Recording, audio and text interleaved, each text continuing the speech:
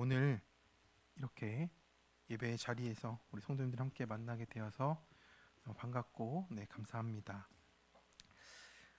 비가 와서 우리 포항은 좀 해갈이 조금 된 것 같습니다. 그런데 한편으로 충청과 전라에는 비로 큰 피해가 있어서 우리가 함께 좀 기도하면 좋겠습니다. 우리가 종종 이런 말을 듣습니다. 요즘은 실력만 있으면 성공해. 줄만 잘 잡으면 길이 열린다라고 이렇게 말을 합니다. 그리고 내가 갖고 있는 것을 이제 비교하기 시작하는 거죠. 저 사람보다 내가 낫다는 생각에 위로를 받고, 또 어떤 때는 저 사람 어떻게 저 자리에 갔을까? 나는 뭐가 부족할까? 내가 뭘 잘못했나? 이렇게 생각하기도 합니다. 그런데 이렇게 비교하고 또 비교하다 보면 결국에는 내 야망으로 흘러갑니다. 그래서 야망은 조용히 다가오지만 우리 마음의 주인을 바꾸어 놓는 것입니다. 저희가 어렸을 때 이렇게 많이 듣던 격언이 있습니다. Boys be ambitious라는 어, 말인데 한 번쯤은 들어보셨을 겁니다. 소년이여 야망을 가져라. 이 말을 누가 했나 찾아보니까 윌리엄 클락이라는 농업 박사가 한 말입니다. 근데 이분이 일본에 초청이 돼서 삿포로 농업대학에 이제 학장으로 온 거예요. 그래서 이분이 이제 마지막으로 이제 그 삿포로에서 그 학교를 떠날 때 남긴 말이라고 합니다. Boys be ambitious 이런 말로 소년들이 이제 야망을 가지고 이제 살아가라라는 말을 했는데요. 근데 이게 사실은 그 좀 잘려 있는 단어가 있습니다. 그게 어떤 단어냐면 for Christ라는 단어입니다. 야망을 가지되 그리스도 안에서의 야망을 가지라고 얘기를 하는 겁니다. 근데 그 야망이 이제 우리가 좀 쓸 때 뭐 야욕 뭐 이런 단어가 쓰이기 때문에 우리가 오해가 있는데 그 원문은 이렇습니다. 돈이나 이익이나 과실을 위해서가 아니고 허망한 것이나 명성을 위해서가 아니라 마땅히 사람으로서 이뤄야 될 그 야망을 이루라고 for Christ, 그리스도 안에서 이루라고 말을 한 겁니다. 근데 일본이 그 잡신들이 많잖아요. 신토가 많고 그러니까 for Christ는 뺐어요. 그러니까 이 야망이 이제 자기의 야망처럼 해석되어지는 일들이 있던 겁니다. 우리 성도님들의 마음속에도 이 for Christ가 살아 계십니까? 야망을 갖되 정말 꿈을 갖되 이게 for Christ, 그리스도 안에서의 야망으로 그 꿈으로 살아내야 한다라는 겁니다. 그런데 우리가 가지려고 하는 이 비교의 끝에 생각하는 야망은 우리 마음의 주인을 바꿔놓고 우리의 삶을 뒤흔듭니다. 처음에 하나님의 영광을 위한다라고 다들 앞서지만 결국 나를 위하고 나를 높이는 일로 끝날 때가 많습니다. 오늘 말씀에 나오는 아비멜렉도 그렇습니다. 아비멜렉은 기드온의 아들이었죠. 그렇습니다. 우리가 참 믿음의 조상으로 보고 믿음의 선조라고 보는 사람인데 그 자녀가 바로 이렇게 무너지게 된다는 것을 볼 때 참 우리도 깨어 있어야 할 줄을 생각하게 됩니다. 그래서 아버지가 사사였으니 나도 왕쯤은 되어야 된다라는 생각을 했던 것 같아요. 그 억울함으로 살아간 것 같습니다. 그런데 그 비교와 야망이 결국 형제들을 죽이고 자기를 따르는 사람들까지도 가시와 불에 던져넣는 결과를 가져오게 되는 것을 오늘 보게 됩니다. 그래서 오늘 야망을 아비로 둘 때라는 제목으로 어떻게 우리가 하나님만을 왕으로 섬기며 나아가야 할지를 함께 살펴보고자 합니다. 첫 번째로는 비교하며 마음을 기울게 합니다. 야망을 아비로 둘 때 비교하며 마음을 기울게 합니다. 우리 1절과 2절을 같이 한번 읽어보도록 하겠습니다. 시작. 여룻바알의 아들 아비멜렉이 세겜에 가서 그의 어머니의 형제에게 이르러 그들과 그의 외조부의 집 온 가족에 말하여 이르되 청하노니 너희는 세겜의 모든 사람들의 귀에 말하라. 여룻바알의 아들 70명이 다 너희를 기억 다스림과 한 사람이 너희를 다스림이 어느 것이 너희에게 나으냐. 또 나는 너희와 고륙임을 기억하라 하니. 그렇습니다. 그래서 아비멜렉은 여룻바알의 아들, 기드온의 아들입니다. 그래서 세겜으로 내려가서 이제 외삼촌들을 설득하는 거예요. 그러니까 그가 가진 것은 혈연과 출신지, 또 가지고 있는 야망이라는 거죠. 그러니까 은혜나 신앙을 계승하는 게 아니고 비교를 이용하는 거예요. 70명이 너희를 다스리는 게 낫겠냐, 한 사람이 다스리는 게 낫겠냐. 이 말은 참 그럴듯하죠. 왜 70명입니까? 네, 기드온이 아들을 70명을 낳았어요. 네, 왜 그렇게 많이 낳는지 모르겠어요. 네, 그 아들들이 70명이 이제 사사로 역할을 했던 것 같습니다. 네, 정확한 기록은 없지만 이렇게 다스리고 있었던 것 같아요. 그러니까 이제 아비멜렉 이런 말을 했던 것 같습니다. 그래서 한 사람이 다스리는 게 낫지 않냐 하면서 이 비교를 들이대는 거예요. 그런데 이 비교는 하나님으로부터 온 게 아니잖아요. 여호와 하나님이 다스리시는 이스라엘인데 이 한 명이 다스린다는 말이 전혀 맞지가 않는다라는 겁니다. 이방 가나안 사람과 똑같은 생각과 전략으로 지금 이 뒤에서 행동하고 있는 거예요. 기드온이 아들을 낳고 전혀 신앙으로 양육하지 않으니까 이런 결과가 나타나는 겁니다. 성도 여러분, 여기서 우리의 중요한 구속사의 진리가 있습니다. 믿음은요, 계승하고 싶다고 계승되지 않습니다. 회개가 계승이 되어야 믿음이 이어지는 거예요. 우리의 믿음의 시작이 어디예요? 회개부터입니다. 회개가 되지 않으면 믿음도 시작이 안 돼요. 회개가 계승이 되어야 믿음이 이어지는 거예요. 우리는 이렇게 말씀이 없고 회개가 없으면 어떻게 됩니까? 비교하게 됩니다. 옆집 남편은 이렇다. 아내는 어떤데? 옆집 애는 어떤데? 저 사람이 저랬으니 지금쯤이면 내가 이 정도는 돼야지 하는 비교가 틈을 타고 들어옵니다. 내 신세도 한탄이 되고요. 비교하고 있으면요, 내가 지금 받았던 은혜, 지금까지 하나님이 허락하신 은혜를 다 잊어버리는 겁니다. 다 망각하는 거예요. 그래서 내가 비교하고 있구나. 그럼 내가 은혜를 지금 다 까먹었구나라고 생각하시면 됩니다.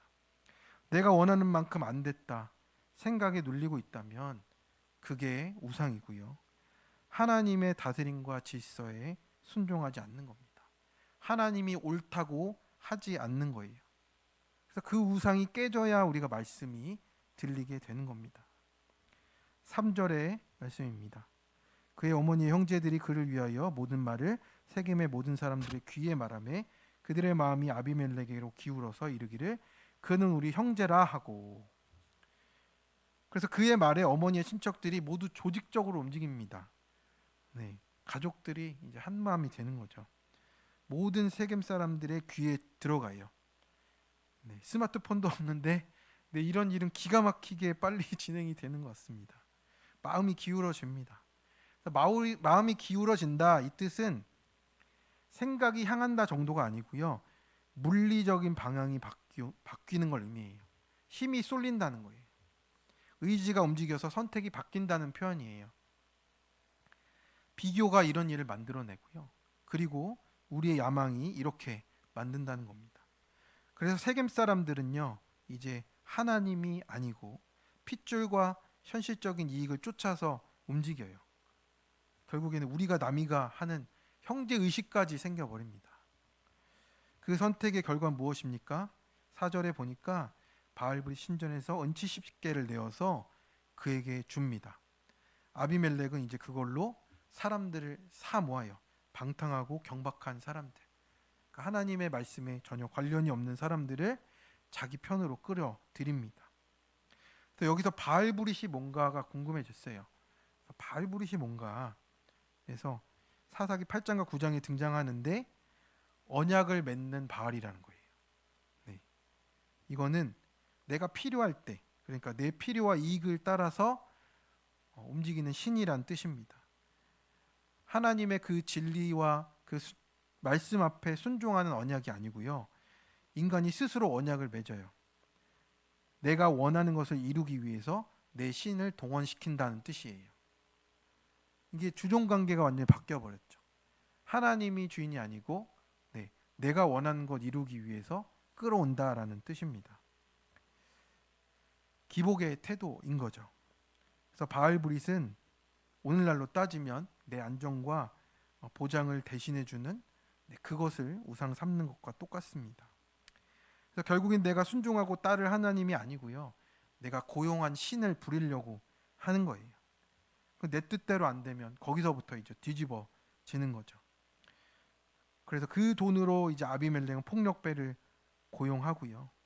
믿음으로 순종하는 리더가 아니고 세상 왕이 되려고 그렇게 하고 있습니다.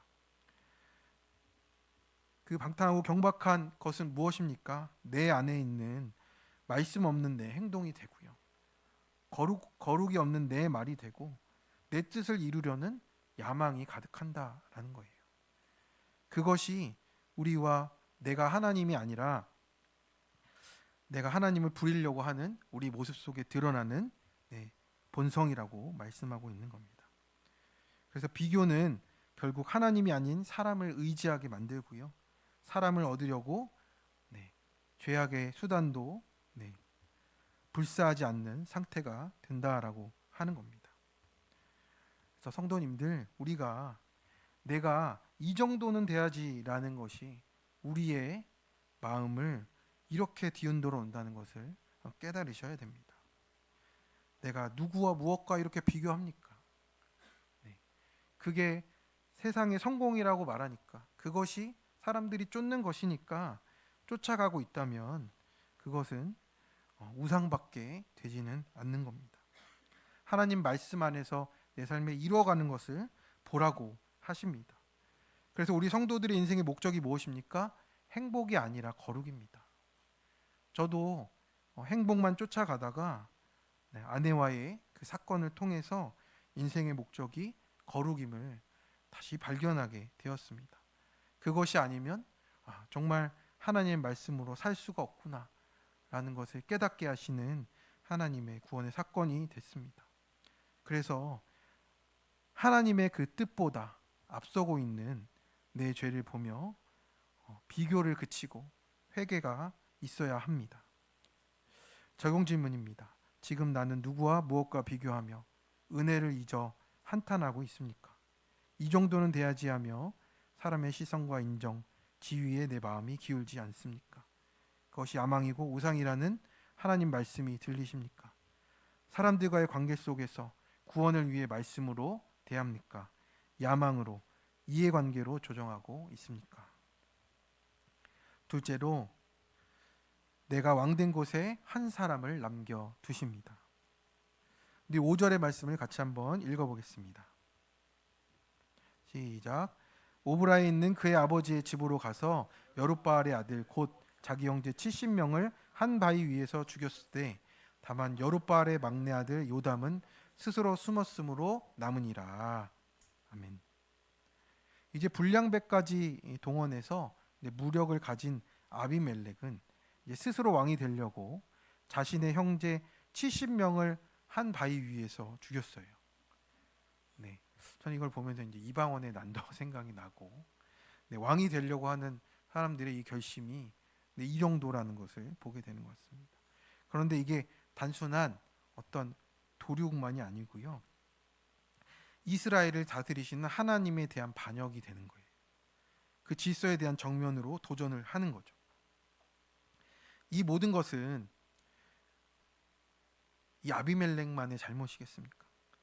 이 모든 것이 문제가 없고 문제 부모만 있다라고 하는 것이 구속사로 해석이 됩니다. 이게 기드온의 잘못이에요. 기드온이 나는 왕이 아니다라고 말했잖아요. 근데 실제로는 왕처럼 살았어요. 아내를 많이 뒀고요. 이방 첩도 있었습니다. 그 이방 첩의 아들이 아비멜렉이에요. 그 아들 이름을 실제로 무엇이라고 줬습니까? 아비멜렉. 뜻이 뭐냐면 내 아버지는 왕이라는 뜻이에요. 기드온이 직접 지은 것이 그 증거잖아요. 그 아들 이름을 아비멜렉이라 지었으니 뭐 할 말이 있겠습니까? 또한 제사장도 아니면서 금 귀고리로 에봇을 만들어서 제사장적인 위치까지도 아우르려 했어요. 그러니 아들들도 왕족처럼 여겨졌고 그렇게 살아갔겠죠. 근데 한편 아비멜렉은 기드온의 아들 중 유일하게 세겜 출신 첩의 아들이에요. 정실이 아니고 서자예요. 네, 홍길동 같은 거죠. 네, 서자예요. 서열에서 밀려서 70명의 아들들은 네, 사사로서의 그걸 다스리고 있는데 자신은 소외되어 있던 거예요. 그러니까 나도 그러면 그 상황에 뛰어들어야 되겠다. 자신의 야망으로 모든 것을 탈취하고자 이 끔찍한 일도 불사하는 겁니다. 성도 여러분, 우리 안에는 어떤 야망이 꿈틀대고 있습니까? 야망은 나를 위하는 것이지만 비전은 하나님을 위하는 겁니다. 말씀으로 찾아온 비전이 아니면 결국에는 다른 사람을 희생시켜서라도 내가 왕 되려는 게 우리의 본성이라고 하는 겁니다. 6절의 말씀을 보니까 세겜의 모든 사람과 밀로 모든 족속이 모여서 세겜에 있는 상수리 기둥 나무 기둥 곁에서 아비멜렉을 왕으로 삼으니라라고 해요. 세겜은 여호수아 24장에서도 언급되는 하나님과 언약이 세워졌던 곳이거든요. 그러니까 하나님과 언약이 세워진 이 바위 제단 앞에서 이 야망을 위해서 제사를 흉내낸 거예요. 자기 형제들을 제물로 바친 겁니다. 그래서 그 상수리 나무 곁에서 또 왕으로 이렇게 추대가 되는 겁니다. 그러니까 이게 참된 예배와 언약의 장소였던 세겜을 이렇게 바꾸어 버린 거죠. 주중에 큐티 내용 중에 한 청년이 고백한 내용입니다. 첫 직장을 그만두고 이제 재취업의 어려움 속에서 1년간 실업자로 살았던 청년인데 백수의 시간 동안은 하나님을 간절히 찾았다고 합니다. 영적으로 성장을 했고 채용 결과를 기다리는 동안도 내 힘을 빼면서 하나님을 의지하는 법을 배웠대요. 참 잘했죠. 근데 새로운 직장에 합격하고 출근하게 되면서 이 청년이 내 힘이 아니라 오직 하나님의 은혜로 되었다라고 이렇게 고백을 했답니다. 그래서 믿지 않는 사람이 대부분이 회사에서 복음도 전하겠다 이런 포부를 가졌었는데 그 은혜를 점점 망각하기 시작했습니다. 스스로 왕이 되어버렸어요. 실직 기간에 인도해 주신 하나님을 따르지 않고 술과 담배를 하고 음란에 빠졌습니다. 더욱이 돈우상을 섬기면서 복권도 계속 사고 대출금으로 주식도 손댔다가 큰 손해를 보고 이후에 이제 말씀을 정신을 차리고 말씀을 묵상하면서 자기가 바알브릭과 언약한 아비멜렉 같은 자임이 깨달아졌다고 합니다. 그래서 언제든 환경에 흔들리는 연약함이 인정이 됐고 굳건한 믿음이 영원할 줄 알았는데 그 교만을 회개하게 되었다라고 이렇게 고백하게 됐습니다.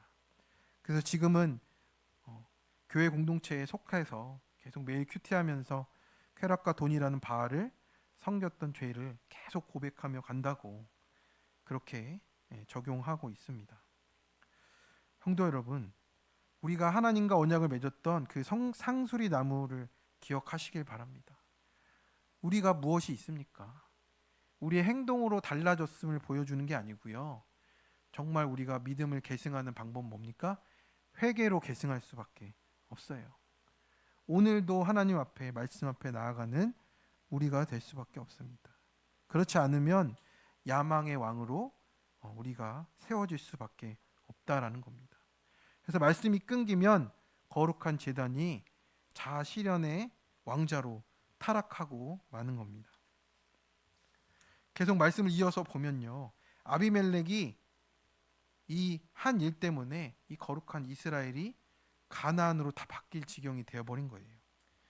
이게 그냥 성경에 써 있는 얘기라서 그렇지 우리 예수님이 오실 길이 위태하다는 얘기입니다. 예수님이 오시는 그게 끊어져 버릴 위기에 처했다라는 거예요. 이렇게 구원을 이루는 길이 험난하고 위태롭습니다. 우리가 살아가는 삶 속에서도 마찬가지예요. 우리의 행동 하나, 내가 하는 말 한마디가 정말 하나님으로부터 나온 말이 아니고 내 야망으로부터 시작되는 말이라면 결국 믿음을 가장하고 있어도 그것이 남을 찌르는 말이 되기도 해요. 그게 얼마나 위험합니까? 그런데 다행히도 이 위태한 상황에서 감사하게도 하나님이 요담을 숨겨 주십니다. 모든 사람이 우상에게 무릎 꿇고 아비멜렉이 왕이라고 하는 순간에 이 피비린내 나는 이 뒷골목에서도 하나님 구원을 전할 입 하나를 남겨 두신다는 겁니다. 네, 요담 이름의 뜻이 뭐냐면 여호와는 완전하시다라는 뜻입니다. 우리가 세상의 성공의 자리, 세속적인 그 리더를 쫓아가면서 사람들이 희생당할 때 하나님은 우상으로 세운 내 왕국 가운데서도 요담 같은 사람을 남겨 주십니다. 성도 여러분, 우리에게 남겨 주신 것이 있다라고 하십니다. 다 망한 것 같아도 남은 게 있어요. 구원을 위해서 남겨 두신 겁니다. 그것을 꼭 붙잡고 가시기를 바랍니다. 우리 옆에 있는 분에게 하나님 남겨주신 것이 있습니다. 우리 한번 남겨주신 것이 있어요. 네, 무엇을 남겨주셨습니까? 요담. 여호와는 완전하시다. 우리가 그 고백이 돼야 되는 거예요. 하나님이 100% 맞으십니다. 고백이 돼야 돼요. 그래야 내 우상이 깨어지는 겁니다. 그래서 요담이 살아남아 그 자리에서 외쳐요. 하나님은 남은 자를 통해서 하나님이 다스리신다라고 말씀을 전합니다. 세상 우상을 왕으로 삼아도 하나님은 구원을 위해서 절대 침묵하지 않으십니다. 내 옆에 있는 사람을 내 구원을 위해서 붙여주시고 남겨주셨습니다. 내 죄를 봐야 내 거룩과 구원을 우리가 보고 갈 수 있어요. 우상에 사로잡혀 내가 왕이 되어 살 때 내 옆에 남겨주신 요담 같은 사람, 요담 같은 공동체를 통해서 여호와가 완전하시다고, 하나님 100% 오르시다고 외쳐주는 그 사람을 통해서 우리가 겨우 하나님 보게 되는 겁니다. 네, 집에 있는 분에게 꼭 강사하시기 바랍니다. 네, 그렇습니다. 내 인생의 중심에 하나님을 대체하는 것을 우리가 뭔지 살펴보시기를 바랍니다. 그 큐티의 자리가 힘들고 너무 반복되니 힘들 수 있는데 거기가 말씀과 순종의 자리예요. 하나님의 다스림을 받는다는 자리입니다. 내기에 달콤한 이익과 편의와 내 뜻을 세우는 자리에 올라가 있을 때 말씀이 안 들리는 것을 우리가 깨달아야 하는 것이죠. 그래서 내가 하나님 자리에 있으면요, 나도 죽고 남도 죽이는 인생이 된다는 것을 깨달아야 합니다. 적용 질문입니다. 가정과 일터 삶의 자리에서 내가 왕되기 위해 누구를 희생시킵니까? 하나님 말씀과 질서를 떠나서 내가 세우는 왕국은 무엇입니까? 내 인생의 주인이 내가 아님을 깨닫게 하고자 나를 위해 수고하는 그 한 사람이 누구니까? 그 사람을 통해 내가 하나님께 붙어가고 있음을 인정하십니까? 셋째로 가시와 불사름 속에 살게 됩니다. 7절의 말씀을 한번 같이 읽어보도록 하겠습니다. 시작. 사람들이 요담에게 그 일을 알림해 요담이 그리심산 꼭대기로 가서 서서 그의 목소리를 높여 그들에게 외쳐 이르되 세겜 사람들아 내 말을 들으라. 그리하여야 하나님이 너희의 말을 들으시리라. 아멘. 그래서 살아남은 막내 아들 요담은요, 이제 그리심산에 올라가요. 그리심산에서 비유를 말하죠. 그 아들 중에 그래도 말씀을 아는 아들이 한 명이 있어서 참 감사합니다. 그 짧지만 강력하게 그 비유를 말해줘요. 8절과 9절도 같이 한번 읽어보겠습니다. 시작. 하루는 나무들이 나가서 기름을 부어 자신들 위에 왕으로 삼으려 하여 감람나무에게 이르되 너는 우리 위에 왕이 되라 하매 감람나무가 그들에게 이르되 내게 있는 나의 기름은 하나님과 사람을 영화롭게 하나니 내가 어찌 그것을 버리고 가서 나무들 위에 우쭐대리오 한지라. 그래서 이제 이 8, 9절의 내용이 반복이 되는 거예요. 9절 이후에는 무화과 나무, 포도나무 이렇게 동일한 이유로 왕이 되기를 거절합니다. 왜 그렇습니까? 이 나무들은 자기의 존재의 목적과 자기의 역할을 분명히 알고 있기 때문에 그런 거예요. 각각 자기 열매로 하나님과 사람을 기쁘게 하는 나무들이 되어 있었습니다. 이스라엘의 참된 왕이신 하나님의 다스림 속에 있을 때 백성들이 자기의 목적을 발견하고 또 역할을 맞게 살아갈 수 있게 된다라고 말씀을 하는 거예요. 지금 어디서 듣도도 못한 아비멜렉이라는 애가 나타나서 자신을 왕 삼으라고 하는, 그게 말이 되겠습니까? 삶의 목적도 없고 역할도 부여할 수 없는 밑둥 잘린 나무 같은 아비멜렉이 나타나서 그것이 왕이라고 하고 있는 이런 형국입니다. 사람들은 서로를 섬기기 위한 존재이지 지배하기 위한 존재가 아닙니다.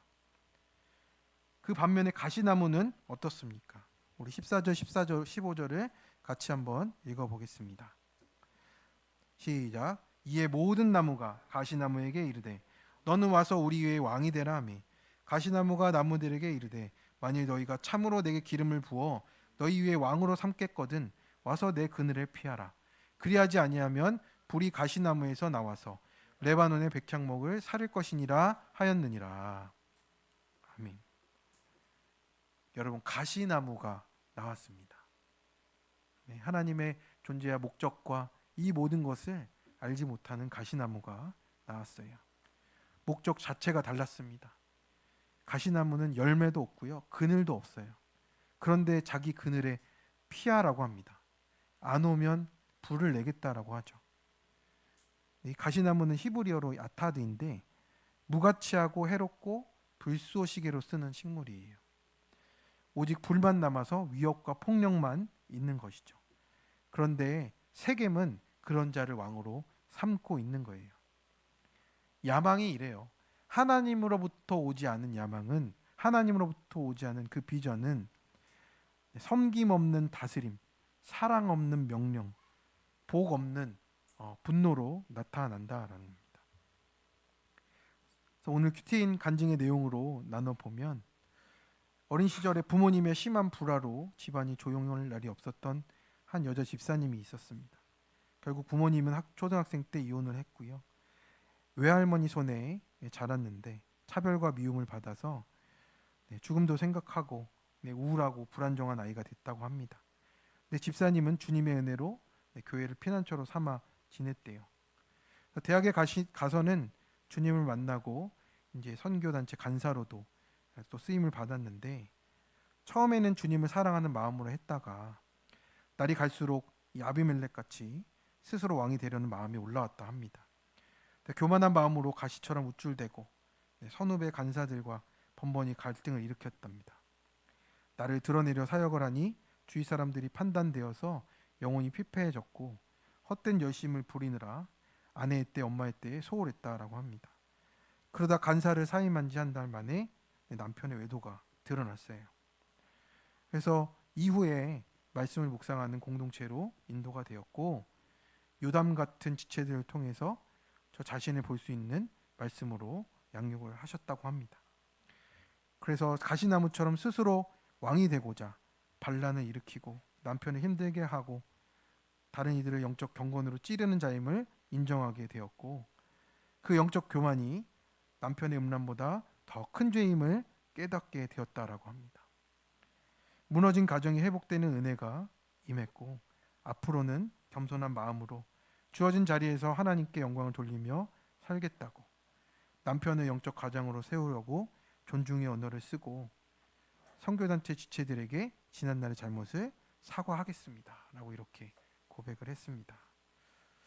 그렇습니다. 이 목적이 회복이 된 거예요. 자신의 부르심이 뭔지, 자기 존재의 목적이 뭔지, 역할이 뭔지를 깨닫게 되니까 하나님께 맞춰지고 그 삶이 살아난 줄로 믿습니다. 야망을 왕으로 세우면 결국에는 우리 스스로 불쏘시개가 되어서 망하게 되어 있습니다. 그래서 야망은 불처럼 타오르지만 결국은 나를 태워버리고요. 야망은 사망이고 사망은 생명입니다. 그래서 우리가 인정받고 높아지려는 마음이 우리의 본성 안에 있습니다. 그것이 무엇이 잘못이겠느냐? 그걸 말하려는 것이 아니고요.